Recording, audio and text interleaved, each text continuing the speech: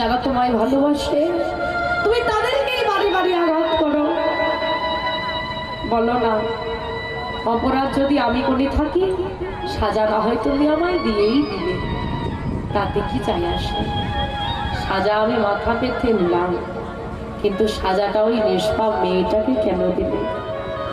ও তো কোনোদিন কোনো অপরাধ করে না, কেন এমন নির্দয় তুমি হলে? কেন এমন অবিচার তুমি করলে? বলো বলো প্রভু, বলো না দয়াব।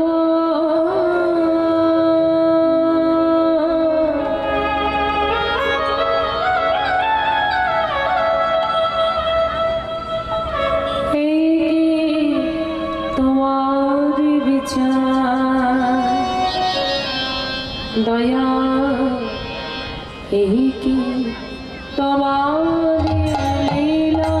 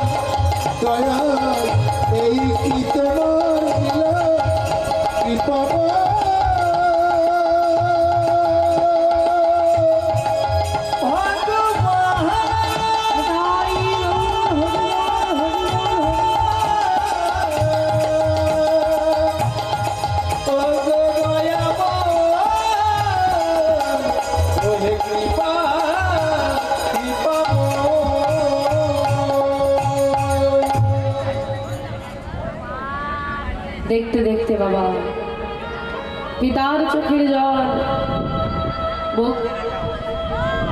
বুকে কষ্ট, ঘুমোতে পারছেন না তিনি। প্রভাত হলো, যখন তিনি দেখলেন ভোরের আলো ফুটেছে, এইবার স্ত্রী শয্যা পরিত্যাগ করে উঠবে, কাছেই দেখতে পাই আমি বসে বসে কাঁদছি। এই শব্দে এসে আবার শয়ন করলে। সারাদিনটা কেটে গেল, না নিজের সেবা, না গিরিধারীর সেবা, না পুজো করতে যাওয়া। ভাবলেন পরিবারের মানুষ হয়তো শরীরটা সত্যি অসুস্থ, আরো একটা দিন হয়ে গেল। এতক্ষণে মোড়ল মশাইয়ের বাড়িতে ঘটে যাওয়া ঘটনাটি আর বাবা চাপা রইল না, চারিদিকের মানুষ বলা কবা করছে। কামির দেবীর শ্রুতি বলে ঘটনাটি আসতেই তিনি ছুটে এলেন স্বামীর কাছে। স্বামী, ও স্বামী, বলো কামিনী, কি হয়েছে? কই কিছু না তো। এখনো লুকিয়ে রাখবে? এখনো মিথ্যে বলবে আমার? গ্রামবাসী কি বলছে? আমি কারো কথা বিশ্বাস করি না, বিশ্বাস করো। তুমি আমার সত্যিটা বলো, কি হয়েছে বলো না। কি শুনেছো তুমি? আমি শুনলাম আমাদের মাধবী নাকি। ঠিক শুনেছ, ঠিক শুনেছ। মোড়ল মশাইয়ের বাড়িতে আলোচনা সবাই স্থির হয়েছে 7 দিনের মধ্যে মাধবীর সঙ্গে ডাকাতের বিয়ে দিতে হবে। না স্বামী, তুমি মাধবীর পিতা, তুমি এই কথা কেমন করে বলছো? মাধবী আমাদের একমাত্র সন্তান, মাধবী আমাদের একমাত্র সম্বল, তাকে তুমি জানো না? আমি জানি। জানো যদি, তাহলে না বলে দিলে না কেন? বলেছি, না বলেছি আমি, আর না বলেছি। তারা বলেছে যদি 7 দিনের মধ্যে বিয়ে দিতে না পারি তাহলে গ্রাম ছেড়ে চলে যেতে হবে। চলে যাব। এক কাজ করো স্বামী, চল আমরা 3 জনেই এই গ্রাম ছেড়ে অনেক দূরে চলে যাব। ও আবেরি, কোথায় যাবে? তোমার কি আছে? তুমি নিয়ে অন্য জায়গায় চলে যাও। এই ঘর বাড়ি ছেড়ে এমন একটা কিশোরী মেয়েকে নিয়ে গিয়ে তুমি কোন গ্রামে উঠবে? কোন গাছতলায় থাকবে? সেইখানে ডাকাত থাকবে না, তা তুমি বলতে পারো? হয় না বাবের, এইভাবে হয়। তাহলে তাহলে তুমি আমায় ক্ষমা করে দিও। তুমি একজন মা, আর মায়ের কোল থেকে আমি সন্তানকে সরিয়ে দিচ্ছি, আমায় ক্ষমা করে। স্বামী স্ত্রী দুজনায় কাঁদছে, এমন সময় এসে দাঁড়িয়েছে মাধবী। বাবা, বাবা। মাধবী বাবার কাছে এসে মেয়েটা বসল। কাঁদছো কেন বাবা? ওই না তো, আমার কাছে লুকিয়েও না মা, আমি সব জানি। যাও বাবা, আনন্দ করো, গ্রামে বলে না আমি বিয়েতে রাজি। পাগল হলি মাধবী? জানিস তুই কি বলছিস? ডাকাতকে বিয়ে করবি? সুখী হতে পারবি জীবনে? মা, এই জগতে কে সুখী? জ্বলন্ত আগুন দেখিয়া পতঙ্গ ইচ্ছায় জ্বলিয়া মরে, সংসার হলো জ্বলন্ত আগুন। এই আগুনে ঝাঁপ দেওয়া একটা মানুষ সুখী নেই, সবাই জ্বলছে, সবাই জ্বলবে। তবে মা, আমি বড় সুখী। কেন জানো মা? যে অন্যের ক্ষতি করে তার কখনো ভালো হতে পারে না। এই কথাটা মাথায় ঢুকিয়ে নাও। তুমি যদি ভাবো যে একটা মিথ্যে কথা বলে ওর সংসারটা ভেঙে দিলে আমি মজা পাবো, বলে যেও না, ওই ঘটনায় তোমার জীবনের সাজা হয়ে দাঁড়িয়ে যাবে। তুমি যার যা ক্ষতি করবে সেটা আজ না হোক কাল তোমার কাছে ঘুরে আসবে। কেউ যদি তোমার ক্ষতিও চায়, তুমি তার ভালো চাইবে। কারণ আমি মনে মনে কাকে গালি দিলাম, আমি মনে মনে কার ক্ষতি করলাম, আমি রাতের অন্ধকারে কার সর্বনাশ করে এলাম, তা আমি ভাবছি অন্ধকারে করেছি, গোপনে করেছি, কেউ জানতে পারবে না। কিন্তু মাথার উপরে একজনে বসে আছে বাবা, তার চোখকে আড়াল করা যাবে না। বড় বড় শপিং মলে যাবে, এখনকার দোকানে যাবে, সব লেখা থাকে না আপনি সিসিটিভি ক্যামেরার আওতায় আছেন। এতে করে কি হয়, চোর যদি দোকানে ঢুকেও থাকে সে ভয়ে সরিয়ে যাবে, সেভাবে করে বাবার সিসিটিভি ক্যামেরা লাগানো আছে, যা করবো ধরা পড়িয়ে যাবে। এই ভাবনা চিন্তা করে চলতে হবে, সাবধানে চলতে হবে। ঠিক তেমন একটা কথা ভেবে নিয়ে যাও, মাথায় ঢুকিয়ে যাও, তুমি সর্বক্ষণ দিবা রাত্রি শয়নে স্বপনে দিবসে রাত্রিতে যেখানেই সেখানে যেখানেই থাকো না কেন, যে অবস্থাতেই থাকো না কেন, যে পরিস্থিতি থাকো না কেন, গোবিন্দের সিসিটিভি ক্যামেরার আওতাতেই আছো। কি করছো, কি ভাবছো, ও মাইয়া এই সিসিটিভি ক্যামেরা ঘুরিয়ে দিলে দেখা যাবে না অন্যদিকে। মনে মনে গালি দিলে ও সিসিটিভি ধরতে পারবে না, কিন্তু গোবিন্দের সিসিটিভি ক্যামেরা এমন তুমি ভেতরে ভেতরে কাকে গালি দিচ্ছ সেটা উঠে যাবে। অনেক দামি ক্যামেরা, বুঝলে? হরি বল হরি বল। তা মায়েরা তাই যা করবে ভাবনা চিন্তা করে করবে। শোনো বাবা, আমরা তো কেন তো কারো ক্ষতি করি নাই, তো তুমি যদি কারো মঙ্গল করো তাহলে সে মঙ্গল তোমার হবে, তুমি যদি কারো ক্ষতি করো সে ক্ষতি তোমার হবে। আমি ডাকাতকে বিয়ে করলে আমি হয়তো সুখী হতে পারবো না, কিন্তু আমি ডাকাতকে বিয়ে করলে গ্রামের সবাই তো সুখী হবে। যেজন নিজের দুঃখকে নিজে দুঃখ গ্রহণ করে অন্যকে সুখ দিতে পারে, তার মতো জগতে সুখী কেউ হতে পারে না। তাই শোনো বাবা, যদি এই গ্রামবাসীর মঙ্গলের জন্য দুঃখের বোঝা আমাকে মাথায় তুলে নিতে হয়, আমি তার দুঃখ মাথায় তুলে নিয়ে এই মঙ্গল করিব।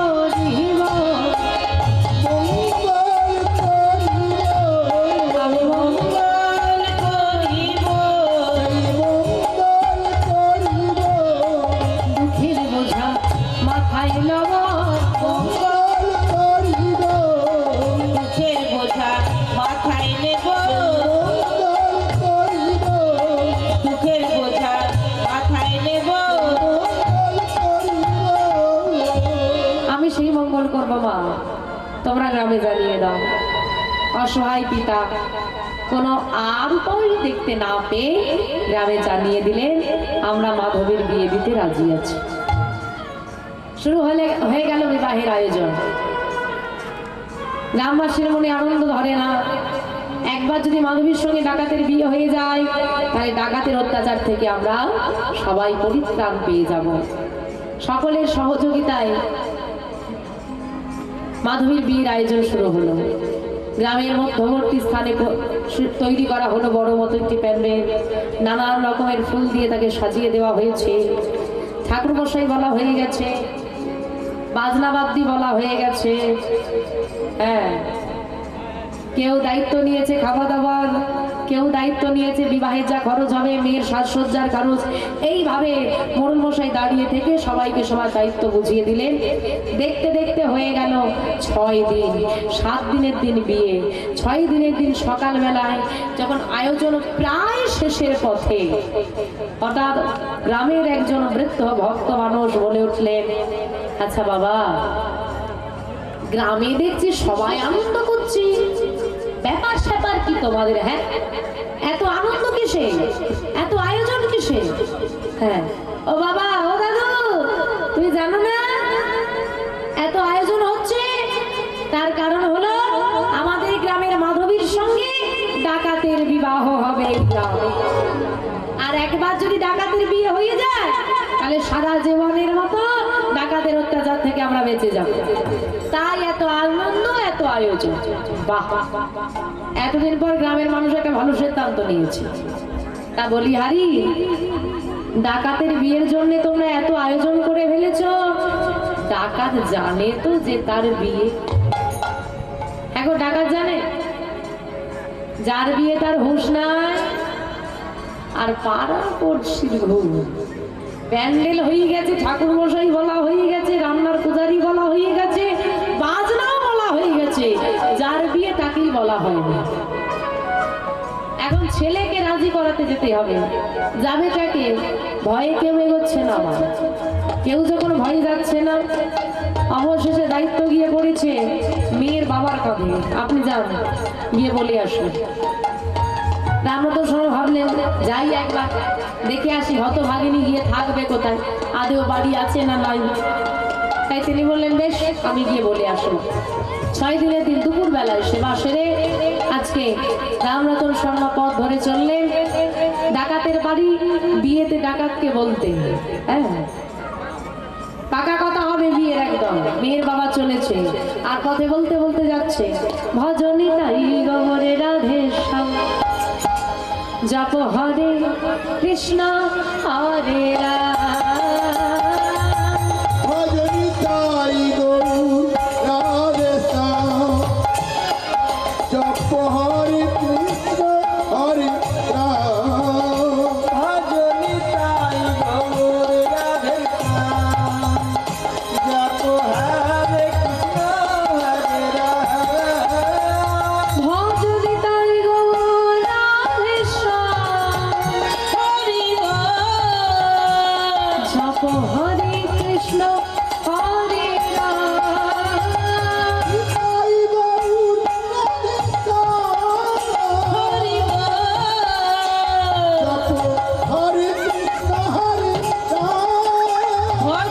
তাই গৌর রাধে শ্যাম জপ হরে কৃষ্ণ হরে রাম। ভজনী তাই গৌর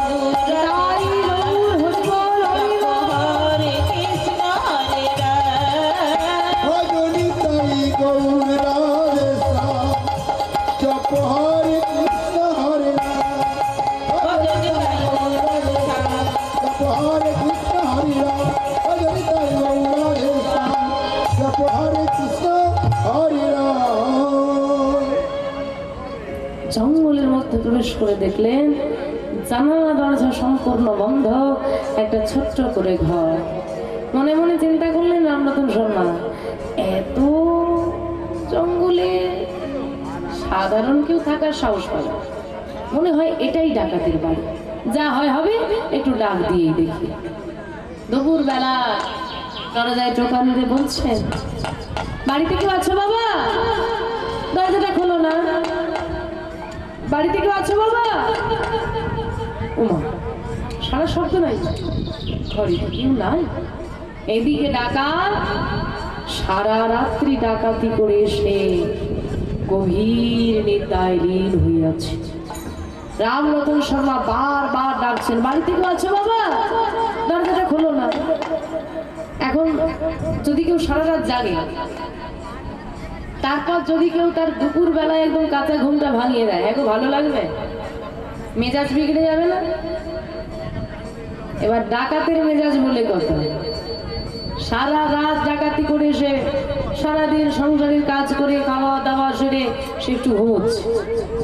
যেই না ঘুমটা ভাঙিয়ে দিয়েছে একদম বিছানার উপর উঠে বসে মনে মনে ভাবছে বাবা দুপুর বেলায় কি আমার ঘুমটা ভাঙিয়ে দিল? হ্যাঁ জঙ্গলে বাস করি তাও একটু ঘুমবো শান্তি নেই দেখি তোকে। তিনি উঠে যখন আসছেন সারা রাত ঘুম হয়নি, চোখ দুটো লাল হয়ে যাচ্ছে রক্তবর্ণ, মাথায় ঝাঁকড়া কোচকানো চুল, বিশাল শরীর, বাজখাই গলা, মোটা গোঁফ, কপালে বা তার নিঃসেদনের ফোঁটা, ভয়ানক দেখতে লাগছে। তাড়াতাড়ি করে এসে দরজাটা খুলে দিয়ে বলছে কে রে? রাম রাম রাম রাম রাম রাম রাম রাম রাম রাম রাম। কি রাম রাম করছেন আপনি? কে আপনি? আমি আমি রাম রাম রাম রাম। আবার বলে রাম রাম রাম। আপনার কি পরিচয়? আমি রামরতন শর্মা। কে চাই কি এখানে আপনার? একটু জল দেবে বাবা। আপনি একটু জলের জন্য আমার ঘুম ভাঙিয়ে দিলেন। এত বড় গ্রাম ঘুরে আপনি কত জল পেলেন না? এখন দুপুর বেলায় অতিথি এলে ফিরিয়ে দিতেন। বিরক্তির সঙ্গে ডাকাত ঘরের মধ্যে প্রবেশ করে একটি শুদ্ধ পাত্রে বাড়ি নিয়ে এসে যেই না রামরতন শর্মার হাতে তুলে দিলেন। রামরতন শর্মার জামাইকে দেখেই গলা শুকিয়ে গেছে, এরকম অবস্থা। তিনি জল পান করে শান্ত হলেন। ও মাইরা, এই যে তোমরা শুনছো ডাকাত হয়েও ভগবানকে পেয়েছো, আর তোমরা গুরু দীক্ষা নিয়েও পাওনি, কি অবস্থা তাই না? এই যে ডাকাতের বাড়িতে দুপুর বেলায় একজন অতিথি এলো, সে ডাকাত কিন্তু তবুও সে জানে মধ্যাহ্নকালে যদি কেউ দ্বারস্থ হয়ে একটু জল কামনা করে তাকে কখনো ফিরিয়ে দিতে নেই। ডাকাত হয়েও জানে। আর আমার মায়েরা ঘরণী হয়ে সনাতন ধর্মী মানুষ হয়েও দরজায় যদি একটা ভিখারি চলে আসে দুপুর বেলায় মুখের ওপর দরজাটা বন্ধ করিয়ে দেয়। আবার কেউ তো মুখের ওপর বলে যাও অন্য বাড়ি যাও, রোজ রোজ একটা চলে আসে এখানে, হ্যাঁ জলটা দিতে পারবো না, যাও অন্য বাড়ি দেখো, আমার হাত জোড়া আছে, এখন আমার সময় হবে না, বলে না মা। তাহলে আমাদের মানসিকতা, সনাতন ধর্মী কিছু মানুষের মানসিকতা ডাকাতের থেকে নিচু। হরিবল হরিবল। আর মায়েরা কোনো বৈষ্ণবকে সেবা দেওয়া তো দূরের কথা, এখানে তো কিছু জনের মুখে শুনলাম তারা ভগবানকেই দেয় না আর ভক্তকে দেবে কি। নিতাই গৌর হরিবল হরিবল। রাধে। তামা হরিদাস রামরতন শর্মাকে জলপান করি বললেন এবার আপনি যান, আমাকে বিশ্রাম নিতে দিন। বাবা আমি এসেছি একটা কথা বলতে। বলুন কি বলবেন? আমি এসেছি বলতে আমার মেয়ের বিয়ে। বাবা আপনার মেয়ের বিয়ে তো আমি কি করব? আপনি দুপুরবেলা আমি ঘুম থেকে তুলে বলছেন আপনার মেয়ের বিয়ে। নিশ্চয়ই আমাকে বিয়েতে নিমন্ত্রণ করতে আসেননি। কি চাই কি আপনার?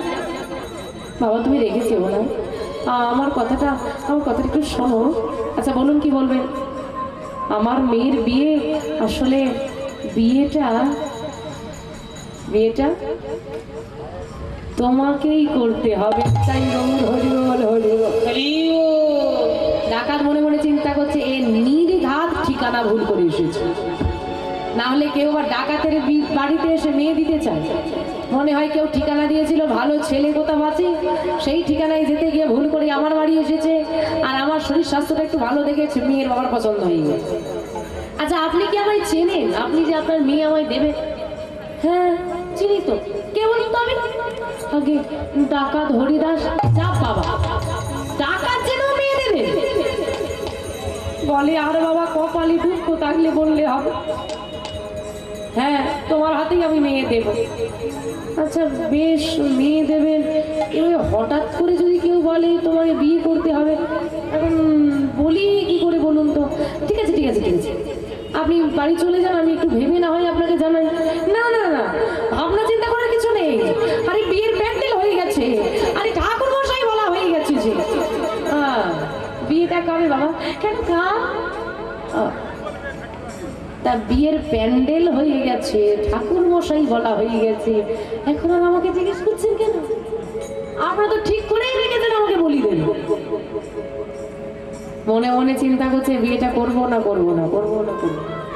আর এদিকে রামরতন শর্মা মনে মনে ভাবছে করবে না, না বললে ভালোই হয়।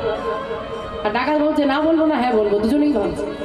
ডাকাত মনে মনে চিন্তা করে রাতের বেলা ডাকাতি করে এসে দিনের বেলা ঘুম হয় না, বাসন ধুতে হয়, ঘর পরিষ্কার করতে হয়, রান্না করতে হয়, যদি একটা বউ চলে আসে সংসারের সব কাজ করবে, আমার সারাদিন ঘুমটা ভালো হবে, আর রাতের বেলা ডাকাতিটা আরো ভালো করি। গ্রামের মানুষ বিয়ে দিচ্ছে ডাকাতি বন্ধ হওয়ার জন্য, ডাকাত বিয়ে করছে ডাকাতি আরো ভালো করে করার জন্য। ঠিক আছে আপনার মেয়েকে আমি বিয়ে করতে রাজি আছি। মেয়ের নাম হলো মাধবী। বেশ বিয়ে আমি করব, কিন্তু আপনার গ্রামে আমি যাব না। আপনার যখন ইচ্ছে হবে আপনার মেয়েকে আপনি আমার বাড়িতে পৌঁছে দেবেন এক বস্তায়। টাকা পয়সা গয়নাগাটি আমার কিচ্ছু লাগবে না, মায়ের কৃপায় আমার কোনো অভাব নেই। তাই আমি আপনাকে কথা দিলাম, আপনি কৃপা করে আপনার মেয়েকে আমার হাতে তুলে দিচ্ছেন। আমি আপনাকে কথা দিলাম, বিশ্বাস করুন যতদিন জীবনে বাঁচবো আপনার মেয়ের আমি কোনো অভাব রাখবো না। ডাকাতেরও মানসিকতা আছে, এখনকার যেটা বহু শিক্ষিত ছেলের নেই। যাই হোক রামরতন শর্মা ফিরে এলেন গ্রামে এসে তিনি জানিয়ে দিলেন ডাকাত আসবে না, মেয়েকে পৌঁছে দিতে হবে, ডাকাত বিয়েতে রাজি। যেই না বলেছে ডাকাত বিয়েতে রাজি, গ্রামবাসীর আনন্দ ধরে নাই রে, ডাকাতের হাত থেকে আমরা মুক্তি পেয়ে গেছি, ধরেই না। হ্যাঁ একার বিয়েতে রাজি হয়েছে। দেখতে দেখতে রাত ফুরিয়ে গেল, সকাল থেকে শুরু হয়ে গেল বিয়ের আয়োজন। গ্রামের সমস্ত মানুষ একত্রিত হয়ে একে একে বিবাহের সমস্ত রীতিনীতি পালন করা হচ্ছে। এতদিন ডাকাতের ভয়ে গ্রামের মায়েরা সুন্দর করে সাজতে পারে না অলঙ্কার আদি দিয়ে। ডাকাতের বিয়ে, ডাকাতি হওয়ার ভয় নাই। বহু বছর পর সবাই সুন্দর করে সেজে আনন্দে মেতে উঠেছে। এই যে পয়সা কি কম নিচ্ছ? তোমরা পয়সা বেশি নিচ্ছ, তা সকাল থেকে এসে বসে আছো বাজনা নিয়ে। তোমাদেরকে তো বুক করে নিয়েছি বাজানোর জন্য, নাকি? বাজনা আল্লাহ কেন আসে? তা সকাল থেকে পয়সা নিয়ে বসে আছে, বাজাচ্ছে না। ও চা খাওয়া হয় গিয়ে কোনো? ও চা খাওয়া হবে কোনো পরে, একটুখানি বাজিয়ে নাও, তারপর যখন গলা শুকিয়ে যাবে তখন চা নেবে, তারপর আবার বাজাবে। কি তাই তো বাবা? তাই ঢাকে বাজে, ঢাকে বাজে, ঢাকে বাজে, সানাই বাজে, বাজিছে মাতার। হরি হরি বল, হরি বল। বাজিছে মাদল। ও ঢাক বাজে রে,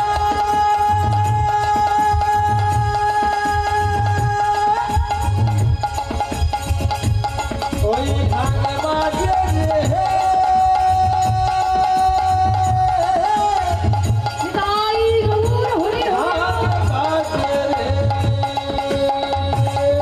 আজ ঢাকে বাজে, ঢাক বাজে, ঢাক বাজে, বাজবে বাজে, বাজিছে মাদল। ঢোলক বাজে বাজিছে মাদল। ঢাক বাজে, সানাই বাজে, বাজিছে মাদল। ঢাক বাজে সানাই বাজে বাজিছে মাদল। মাধবীর বিয়েতে আজ আনন্দের হেলা। মাধবীর বিয়েতে আনন্দের হিল। মাধবীর বিয়েতে আজ আনন্দ হইল। মাধবীর বিয়েতে আনন্দের হিল। মেলা আনন্দ আর ঘরে না, আনন্দ আর ঘরে না। ঘরে ঘরে উলধ্বনি, আনন্দ আর ঘরে না, উলধ্বনি উলধ্বনি। ঘরে ঘরে শঙ্খধ্বনি, আনন্দ আর ঘরে না। আনন্দ আর ঘরে না। ঘরে ঘরে হরিধ্বনি, আনন্দ আর ঘরে না। হরি হরি হরি হরি। ধ্বনি আনন্দ ঘরে না। আনন্দ ঘরে না। আনন্দ ঘরে না। আনন্দ ঘরে না। সবাই মিলে আনন্দ করে উলধ্বনি হরিধ্বনি দিয়ে সারাদিন আনন্দ করে কাটি। সন্ধে হয়ে যাওয়ার আগেই বেলা থাকতে থাকতে জঙ্গলে তো মেয়েটাকে দিয়ে আসতে হবে। অন্ধকার হয়ে গেলে জঙ্গলের পথ, তা চলো সবাই মিলে দিয়ে আসি। পিতামাতার থেকে জনমের মতো বিদায় নিয়ে মেয়েটা চলে যাচ্ছে। মা করজোড়ে দাঁড়িয়ে আছেন পিতা। ক্ষমা করে দিস মা। না বাবা, অনেক ভাগ্য করলে তোমার মতো পিতার ঘরে জন্ম পাওয়া যায় বাবা। আমি অনেক ভাগ্য করেছি, তবে তোমার মতো পিতা পেয়েছি। পিতা আসি। মারে, সারা জীবন আমার সংসারে তুই দুঃখ পেলি, দুবেলা দুমুঠো ভালো করে খেতে পেলি না, মাথার উপর ভালো একটা ছাদ আমি তোকে দিতে পারিনি, ভালো একটু পড়তে দিতে পারিনি। মা, কি দিলাম বলতো তোকে? আবার ভালো একটা পাত্রের হাতেও তুলে দিতে আমি তোকে পারলাম না। তবে আজ আমি তোকে যা দেব তা আমার জীবনের সব। দাঁড়া দাঁড়া, আমি আসছি। ওই গিরিধারী গোপালের বিগ্রহ নিয়ে এসে মাধবীর আঁচলে পিতা দান করে দিল। আমি আমার জীবনের সবটুকু তোকে দিয়ে দিলাম। আমার জীবনে দুটো জিনিস বড় প্রিয় ছিল জানিস মা, এক তুই আর এক আমার এই গোপাল। এই দুই ছিল আমি জীবনে আর কোনো কিছুর প্রতি এত ভালোবাসা রাখিনি রে মা। তুই যখন চলে যাচ্ছিস আমার গিরিধারীকে নিয়ে আমি আর থাকবো কি করে? তোকে দিলাম। শোন রে মা, তুই প্রতিদিন গিরিধারী গোপালের সেবা দিবি। আমি তোকে আশীর্বাদ করলাম, জীবনে তো করার কোনদিন ক্ষতি করি না রে। যদি একদিনের জন্য আমি গোবিন্দকে ভালোবেসে থাকি আর তুই যদি ডাকার মতো ডাকতে পারিস, তোর ডাকাত স্বামী একদিন ভক্ত হয়ে যাবে। ওই আশীর্বাদ করো পিতা, এই আশীর্বাদই করো। পিতার চরণ ধুলা মাথায় নিয়ে গিরিধারী গোপালকে বুকে নিয়ে মাধবী চলে এলো ডাকাতের সংসার। দেখলে মা, ভগবান যদি কাউকে ভালোবাসে তার পরিণাম কি? শুধু মেয়েটার হাতে সেবা নেবে বলে এত দূর নিয়ে এলো মেয়েটাকে। বাবার কাছে থাকলে সেবা দিতে পারবে না। গিরিধারী গোপাল এর সঙ্গে ঘরের মধ্যে প্রবেশ করে মাধবীর আনন্দে বুকটা ভরে গেল। কেন? ডাকাতের ঘরে প্রবেশ করে দেখলো মা ভবতারিণী গোটা ঘর আলো করে বসে আছে। বৈষ্ণবানাং যথা সম্ভব, ভোলানাথের থেকে বড় বৈষ্ণব ত্রিভুবনে কেউ নাই। আর আমার ভবতারিণী মা হলেন পরম বৈষ্ণবী। যারা ডাকাত হয় তারা শক্তির আরাধনা করে, হরিদাসও তার অন্যথা নয়। মাটির বেদি নির্মাণ করে গিরিধারী গোপালকে স্থাপন করলেন মাধবী। জগৎ স্বামীকে সাক্ষী রেখে হরিদাসকে স্বামী রূপে গ্রহণ করলেন। শুরু হলো সংসার জীবন। সারাদিন স্বামী সেবা, স্বামী ডাকাতি করতে চলে গেলে মন প্রাণ এক করে গোবিন্দের চরণে বসে গোবিন্দের সেবা করে। আর গোবিন্দকে বলে, হে দয়াময়, তুমি আমার স্বামীর চরিত্র পরিবর্তন করে দাও, আমার স্বামীকে তুমি ভক্ত করে দাও। দেখতে দেখতে একটা দুটো দিন করতে করতে মা বিবাহ হয়েছে, অনেকগুলো দিন কেটে গেল। মায়ের যখন বিবাহ করে সংসারে এসেছিলেন প্রথম একটু ভয় করে না? থাকতে থাকতে আর ভয় আছে? আর ভয় না, আমি যা করবো তাই। তো মাধবী ভয় পেত ডাকাতকে, কিন্তু মাধবী সংসারে এসে দেখলো তার বাবাও তাকে এতটা যত্ন আর আদরে রাখতে পারেনি।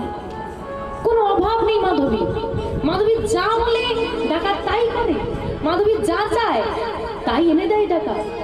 মাধবীর কথা অন্যথা করে না সে। মাধবী বড় আনন্দে আছে। তাই ডাকাতকে আর থাকতে পারলো না, একদিন বলেই ফেলেছে, স্বামী বল, তুমি তোমায় অনেক ভালোবাসো, আমার তো আপন বলে কেউ নেই তুই ছাড়া। আচ্ছা, আমি যা চাই তুমি তাই এনে দাও। আর যদি আমি তোমার কাছে কিছু চাই তুমি না বলে দেবে? বল না কি চাস, এনে দেবে। দেবে স্বামী? দেবে। বল কি চাই তো? তুমি ডাকাতটা ছেড়ে দাও, আমি কষ্ট করে সংসার চালাবো, দরকার পড়লে আমি ভিক্ষার ঝুলি নিয়ে দরজায় যাবো, তুমি ডাকাতি ছেড়ে দাও স্বামী। তুই বলছিস ডাকাতি ছেড়ে দিতে? আমিও তোকে কথা দিলাম আমি ডাকাতি ছেড়ে দেব। কোন দিন জানিস? কোন দিন ছাড়বো বলতো? কোন দিন স্বামী? আমি সেই দিন ডাকাতি ছেড়ে দেব, এই যে আমি আমার জীবনের সবটুকু দিয়ে আমার মা ভবতারিণীর সেবা করি। আমি এমন কোনো কাজ করি না যাতে আমি মাকে না জানিয়ে চলে যাই। দেখে নেন মা, আমরা দুঃখ হলে ভগবানকে জানাই, আনন্দের সময় আনন্দে মেতে যাই, ভগবানকে আর ডাকি না। আমি যা করি মাকে জানিয়ে করি, না জানিয়ে আমি কিচ্ছু করি না। তবে আমার বিশ্বাস আমার একটা দিন আসবে আমার মায়ের আমার প্রতি কৃপা হবে। আর যেদিন মা আমার প্রতি কৃপা করবে সেদিন আমার বড় কিছু ডাকাতি হবে। আমি জগতের শ্রেষ্ঠ সম্পদ ডাকাতি করবো, এটা আমার মায়ের প্রতি বিশ্বাস সে আমায় করিয়ে দেবে। আর যেদিন আমি সেই মূল্যবান সম্পদ ডাকাতি করে আনতে পারবো সেদিন আমি কথা দিলাম জনমের মতো ডাকতে ছেড়ে দেব। আচ্ছা মায়েরা, এই জগতের শ্রেষ্ঠ সম্পদ কি? কোন সম্পদ সব থেকে শ্রেষ্ঠ? আমার গৌর গোবিন্দের চরণ। ও সম্পদের থেকে বড় সম্পদ কিছু হতেই পারে না। কারণ যে টাকা পয়সা আমরা উপার্জন করছি তা এই জগতে আমি ধনী হতে পারি, এ জন্মে ধনী হতে পারি, তা আমার এ জন্মে যতদিন না বৃদ্ধ হচ্ছে ততদিন। একটা সই করে দিলে জমিটা ছেলে